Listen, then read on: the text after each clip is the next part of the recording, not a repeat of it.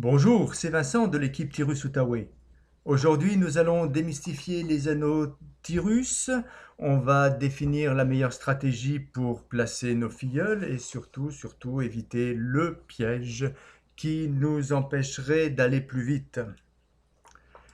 Alors, quand on s'inscrit dans Tyrus et que l'on paye notre licence d'entrée, on se retrouve au centre d'un anneau qui a 4 positions de libre.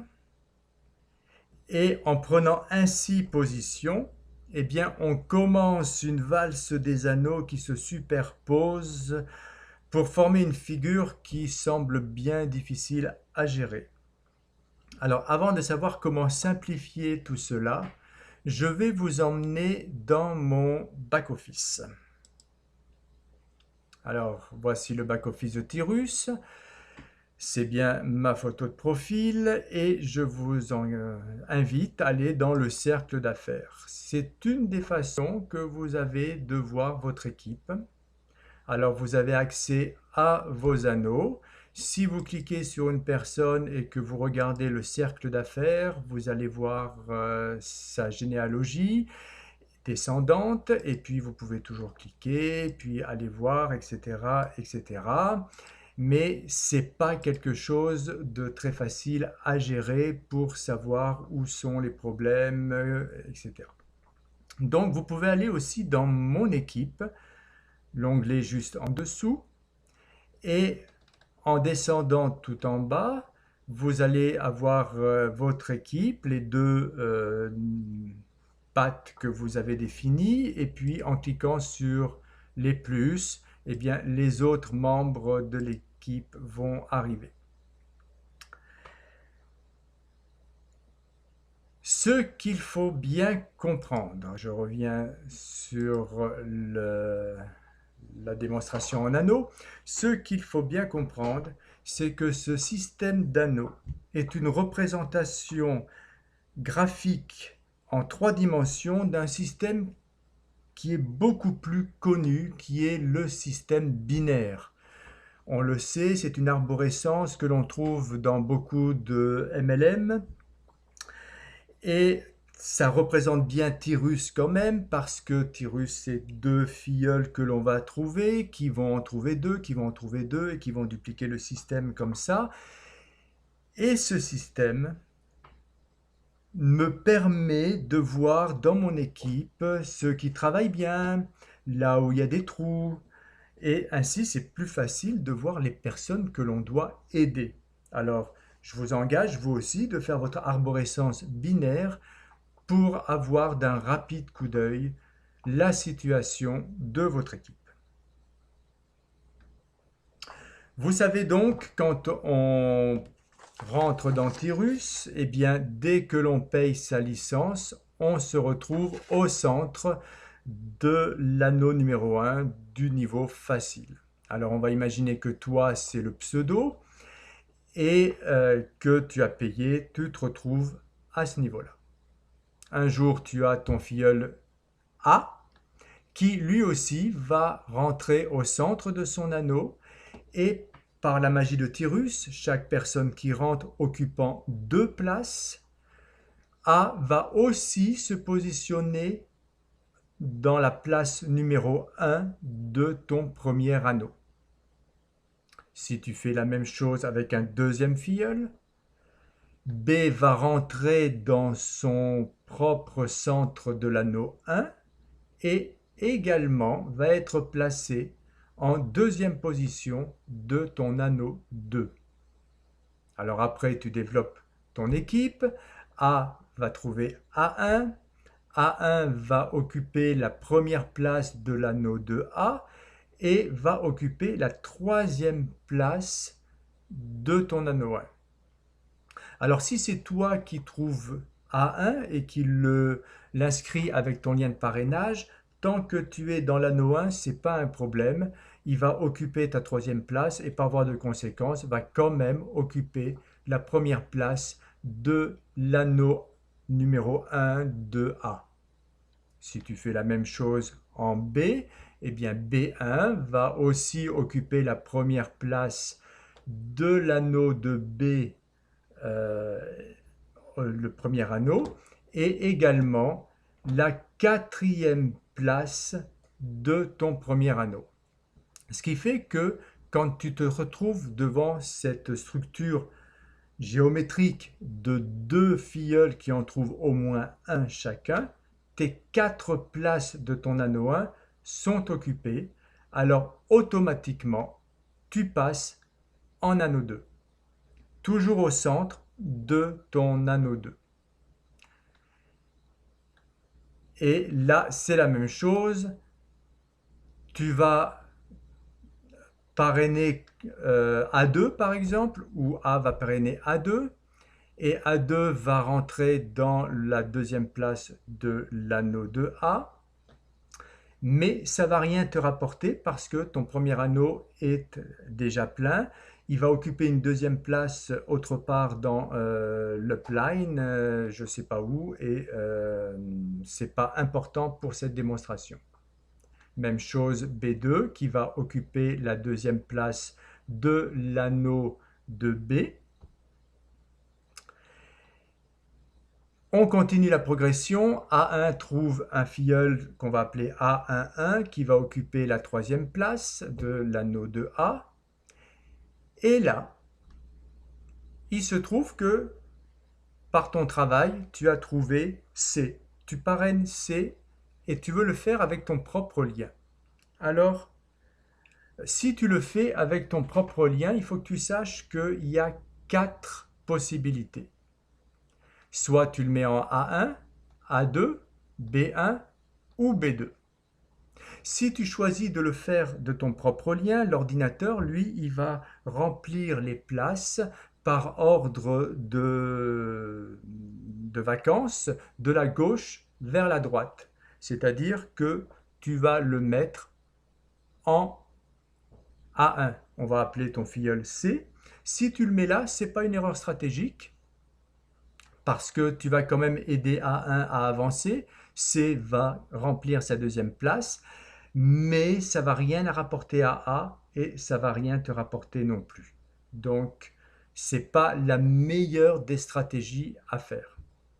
En revanche, si tu décides de le mettre en A2, tu vois que A est en position aussi d'avoir deux filleuls qui en ont chacun un. Ça veut dire que automatiquement, A va passer également en anneau 2 comme on le verra tout à l'heure. Alors comment tu fais pour mettre C en A2 si tu veux pas qu'il soit en A1? C'est très simple. Tu retournes dans ton back-office, l'onglet Mon équipe et tu trouves ton lien de parrainage que tu vas copier dans un fichier Word et tu vas remplacer ton pseudo, ici c'est toi, par le pseudo de la personne à qui tu veux donner le nouvel entrée. Donc dans ce cas de figure, tu vas le donner à A2. Ce faisant, dès que c'est à payer, il se retrouve bien sûr au centre de son propre anneau, mais va occuper la quatrième place, comme je l'ai dit tout à l'heure, de l'anneau de A. Donc, les 4 places étant occupées, A va te rejoindre en première place de ton anneau numéro 2. Tout le monde a avancé. Tu fais la même stratégie pour B. Tu lui trouves où il se trouve un filleul que là j'ai appelé D. D va remplir sa troisième position, va rien te rapporter en direct, mais dès que tu trouves E, si tu le mets en B, tu te retrouves dans la même situation d'une mauvaise stratégie pour faire avancer B. Donc, tu vas le mettre sous B2 et B se retrouve avec deux filleuls qui en ont chacun un. Automatiquement, E va remplir sa quatrième position. Les 4 étant occupés, il va te rejoindre également en anneau 2. Toujours équilibrer les deux pattes. Ça, c'est vraiment important. Si tu privilégies la patte de droite par rapport à la patte de gauche, tu risques tout simplement de faire en sorte que les personnes à droite vont aller plus vite que les personnes à gauche et ça va te créer un déséquilibre. Ça te risque de te faire rentrer dans le piège dont je te parlerai tout à l'heure. Donc, toujours équilibrer tes deux pattes et aider chaque membre de ton équipe à faire pareil. Ça, c'est vraiment très important. Alors l'équipe continue à se développer. Là, le B22 est rentré. On va s'occuper de B2. Donc, on trouve un filleul à eux. B22 trouve un filleul aussi dans sa première place. Et là aussi, une bonne disposition géométrique de filleuls qui trouvent chacun une personne. B2 va passer en anneau 2 et va te rejoindre dans une place. Là, je l'ai mis en 4. Peut-être que l'ordinateur te la placera en 3. Ça, c'est pas important. Et on va faire la même chose pour A. Donc, toujours équilibrer les deux équipes, tes deux pattes. Donc, A1 va rentrer A1, 2, qui vont rentrer chacun un filleul. Et là aussi, les 4 places étant occupées, A1 va te rejoindre dans ton anneau 2. Ce qui fait que tes 4 places vont être occupées. Automatiquement, tu passes en anneau 3. Et ceux qui viendront te rejoindre en anneau 3, probablement A, B, B2, A1 ou n'importe qui dans ton équipe qui aura finalisé son anneau 2, eh bien, ils viendront occuper ton anneau 3. Et quand les 4 places de ton anneau 3 seront remplies, tu passeras en anneau 4, etc., etc. Le piège. Le piège, c'est que souvent, on peut être en situation que le filleul nous dépasse. Alors, il faut vraiment faire très attention que cette situation n'arrive pas. Il ne faut jamais, du moins je le souhaite dans mon équipe Tivrus Outaouais, que jamais un filleul ne double son parrain. Pourquoi ? Là, on va s'intéresser à B2 et à sa descendance. On voit que B2 a 2 filleuls, que E a déjà un filleul, mais B22 n'en a pas. Le jour où B22 a quelqu'un en dessous de lui, B2 passera en anneau 2 et viendra te rejoindre. Mais il se trouve en danger d'être dépassé par E. E, c'est son filleul. Il a lui-même 2 autres filleuls, E1 et F. E1 a déjà une patte. Le jour où F rentre une de ces personnes pour combler sa première place, eh bien E va lui aussi être en position de passer en anneau 2. Alors, le piège, c'est si F trouve un filleul avant B22, E sera en anneau 2 avant son parrain, avant B2.